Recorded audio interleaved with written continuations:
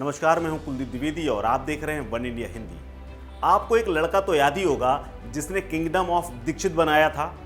एक फोटो उसने झंडा गाड़ते हुए पोस्ट की थी और दावा था कि उसने अपना खुद का एक देश बना लिया है। बाकायदा उसने फोटो के साथ एक वेबसाइट भी लिंक दिया था। उस वेबसाइट से उसने देश के तमाम देशों के साथ समझौता करने, बातचीत करने और निवेशकों को बुलाया था अपने यहाँ। जरा विचार करिए, कैसा हो अगर आपके पास अपना खुद का एक देश हो, अपना खुद का तय किया हुआ एक बॉर्डर हो, अपनी खुद की करेंसी हो, अपना अलग एक संविधान हो, आप उस देश के शासक हो। चौंकिए मत, कई लोगों ने अपने सपने को सच करके दिखाया है। दुनिया में कई ऐसे लोग हैं जिन्होंने माइक्रो नेशंस को बसाया है, जिनकी आबादी 100 से भी कम है। भले उन्होंने यूएन या किसी देश से मान्यता न ली हो, लेकिन यहाँ के लोगों ने अपनी पूरी आज़ादी के साथ पूरे बिंदास जीवन को बिता रहे हैं। दुनिया में ऐसी कई चीज़ें हैं जो आपको चौंका सकती हैं। वैसे तो दुनिया में कुल 195 देश हैं, जिनमें 193 देशों को यूएन ने यानी संयुक्त राष्ट्र संघ ने सदस्य देश घोषित कर रखा है और 2 ऐसे हैं जो ऑब्जर्वर के रूप में काम करते हैं। क्या आपको पता है कि कई ऐसे देश हैं जो अपने आप को खुद को देश घोषित कर रखा है, लेकिन उन्हें ना तो संयुक्त राष्ट्र से मान्यता है और ना ही किसी और देश से उनकी दोस्ती है। ऐसे स्वघोषित राष्ट्रों को माइक्रो नेशन कहा जाता है।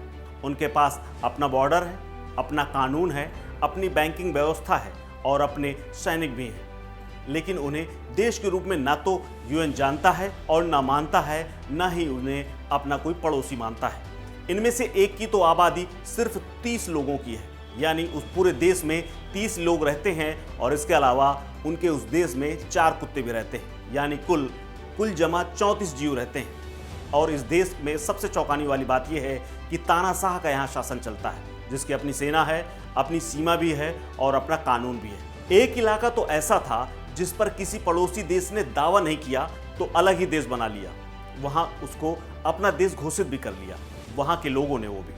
एक स्वघोषित देश ऐसा है जिसकी आबादी महज 2.5 लाख है और 2 देशों की जंग के बीच गुमनामी में पड़ा हुआ ये इलाका अब एक अलग देश की ओर बढ़ चुका है। हद तो ये है कि ये शासक कई बार यूएन तक पहुंच चुके हैं और इन्होंने यूएन में अपने देश को अलग से मान्यता देने की मांग भी की है। तथाकथित ऐसे देशों को माइक्रो नेशन कहा जाता है और अगर गूगल की माने तो माइक्रो नेशन मैप के अनुसार कुछ सालों में ही ऐसे देशों की संख्या 67 पहुंच चुकी है। इनमें से कुछ देशों की सीमा बस कुछ एकड़ में सिमटी हुई है, तो कई की आबादी उंगलियों में गिनने लायक है। सबसे पहले आज बात करेंगे रिपब्लिक ऑफ मोलोसिया की। माइक्रो नेशंस में रिपब्लिक ऑफ मोलोसिया की कहानी बिल्कुल अलग है। रिपब्लिक ऑफ मोलोसिया की इस माइक्रो नेशन देश की सीमा में केवल 34 लोग रहते हैं, उनमें से 30 इंसान हैं और 4 कुत्ते। इसकी सीमा कुल 2.28 एकड़ जमीन पर बनी हुई है। यह अमेरिका के नेवादा के पास स्थित है। यहाँ का तानाशाह केविन वॉग है। इस शख्स ने अपने खुद का देश बना लिया है। वह आधिकारिक प्रशासन को जो टैक्स देता है उसे विदेशी मदद के नाम देता है। नेवादा की डेटिन वैली में स्थित इस माइक्रो नेशन की अलग करेंसी भी है। इसका नाम वेलारो है और इस सिस्टम को चलाने के लिए बैंक ऑफ मोलोसिया है। चिप वाले सिक्के और प्रिंटेड नोट इस देश में चलते हैं। इस स्वायंभू देश में कुत्तों को एक अलग से नागरिकता मिली हुई है। तानाशाह केविन वॉग के परिवार में पत्नी और 3 बच्चे हैं। यह शख्स हमेशा मिलिट्री ड्रेस में रहता है और वर्दी में कई बार तो मेडल भी लटके रहते हैं। दर्जनों सैन्य टाइटल इस शख्स ने खुद को दे रखे हैं। यह शख्स खुद को आज़ाद देश का शासक मानता है और वहां घूमने आने वाले सैलानियों का स्वागत खुद करता है और हमेशा बॉर्डर के आसपास देखा जाता है। 1990 के दशक में रिपब्लिक ऑफ मोलोसिया ने ईस्ट जर्मनी के खिलाफ युद्ध का ऐलान भी कर दिया था। 2006 में रिपब्लिक ऑफ मोलोसिया का युद्ध हो गया था एक और माइक्रो नेशन मुस्टैचिस्तान के साथ, जिसमें केविन वॉग की जीत हुई और सजा के रूप में मुस्टैचिस्तान के शासक को हर 6 महीने के लिए 1 माह में वोल्गोरा की पेनाल्टी देनी पड़ती थी। 2010 में एक और माइक्रो नेशन के साथ एक छोटे से देश की जंग हुई थी। रिपब्लिक ऑफ मोलोसिया 2 बार अपना राष्ट्रगान भी बदल चुका है। उसका झंडा ब्लू, सफ़ेद और हरे रंग के तिरंगे डिजाइन में है। एक और माइक्रो नेशन है सीलैंड।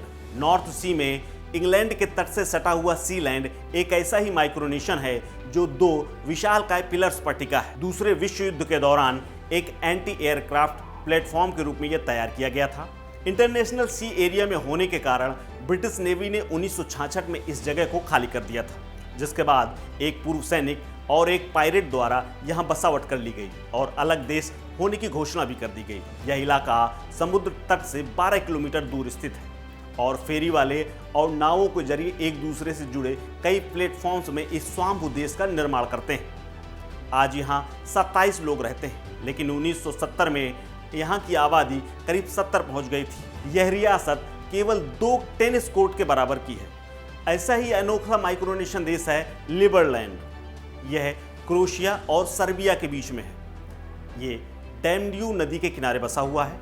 दो देशों की लड़ाई में एक नो मैंस लैंड बना हुआ है।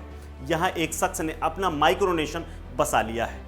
यहाँ के नेता हैं विटजेडलिका, जिन्होंने 13 अप्रैल 2015 में इसे स्वतंत्र देश घोषित कर दिया।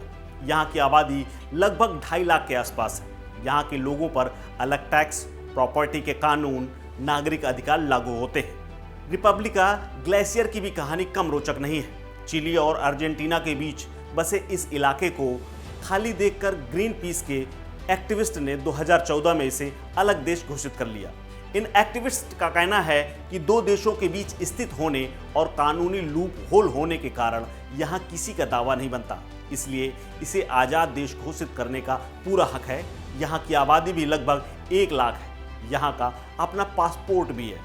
ऐसी ही कुछ कहानी है लिथुआनिया के राजधानी विल्सन के पास स्थित 7000 की आबादी वाले इलाके की, जो अब रिपब्लिक ऑफ यूगोस्लाविया बन गया है। 1997 में अप्रैल फूल्स डे के दिन यहाँ के लोगों ने मजाक मजाक में अलग देश का ऐलान कर दिया था। आज यहाँ अपना पॉलिटिकल सिस्टम है, अलग करेंसी है, अपना अलग संविधान है और 12 सैनिकों की अपनी सेना भी है। प्रिंसिपैलिटी ऑफ पोंटियाना की आबादी सिर्फ 3 लोगों की है।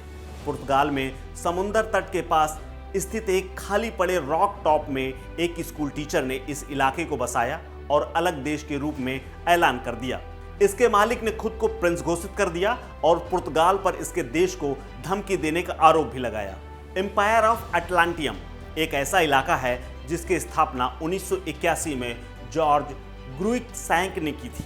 उसने खुद को इंपीरियल मैजेस्टी जॉर्ज II घोषित किया और अपने साम्राज्य का ऐलान कर दिया। यह ऑस्ट्रेलिया के शहर सिडनी से 220 मील पश्चिम में स्थित टापू पर है और इसकी आबादी लगभग 3000 लोगों की है। इटली के पास स्थित प्रिंसिपैलिटी ऑफ सेबोर्गा की कहानी भी कुछ इसी प्रकार की है। समय के साथ इस इलाके को आसपास के हर देश भूल गए और इसका फायदा उठाते हुए स्थानीय निवासी जॉर्जियो कार्बोन ने 1960 के दशक में इसे स्वतंत्र राष्ट्र घोषित कर लिया।